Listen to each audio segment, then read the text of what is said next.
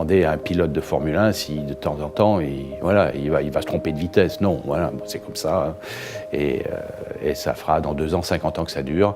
Et moi, ça me ravit encore 2 fois par jour, encore une fois, à chaque table et pour chaque convive.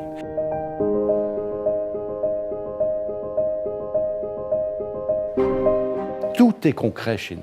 Tout est concret. Les produits qu'on touche le matin, que l'on transforme pour le déjeuner ou pour le dîner, et après les échanges qu'on va avoir avec les convives. Je ne connais pas un métier où tout se passe comme ça, si peut-être le théâtre, où tout se passe comme ça avec des choses tellement importantes.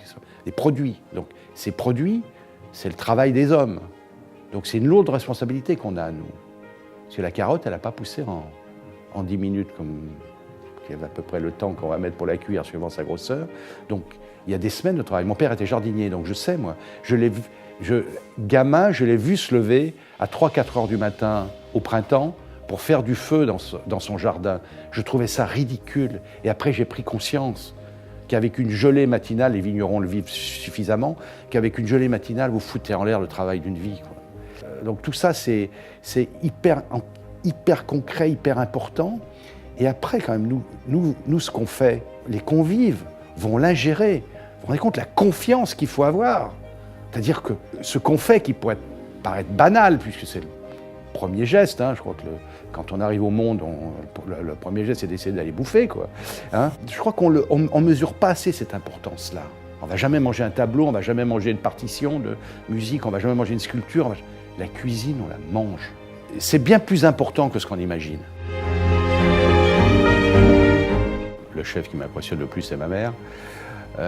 Après, j'ai eu la chance d'avoir des maîtres d'apprentissage. D'abord, M. Marchand, pâtissier à Bourgoin, qui m'a vraiment ouvert les yeux sur les produits, parce que c'est lui qui m'a fait prendre conscience que c'était pas forcément naturel, les beaux produits. Il y avait quand même une démarche, il fallait les rechercher.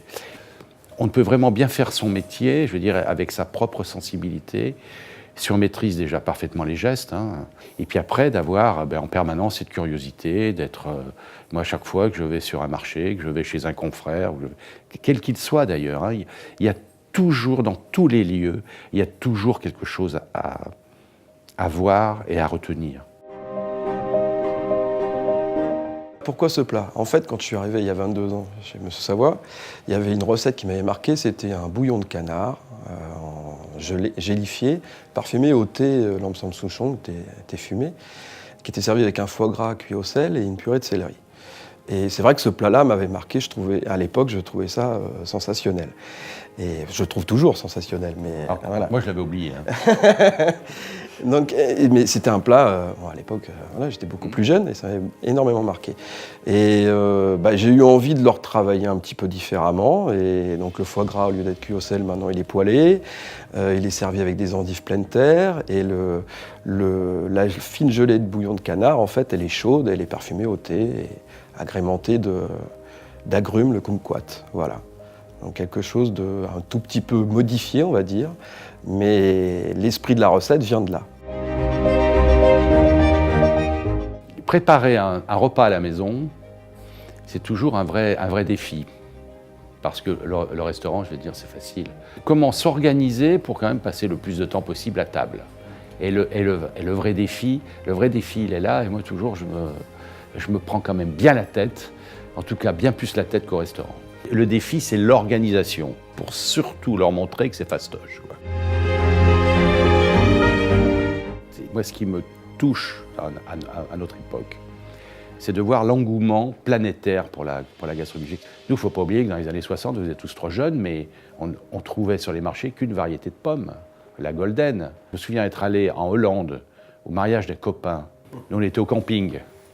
On en avait marre d'être reçus chez les gens, et il n'y avait jamais de repas.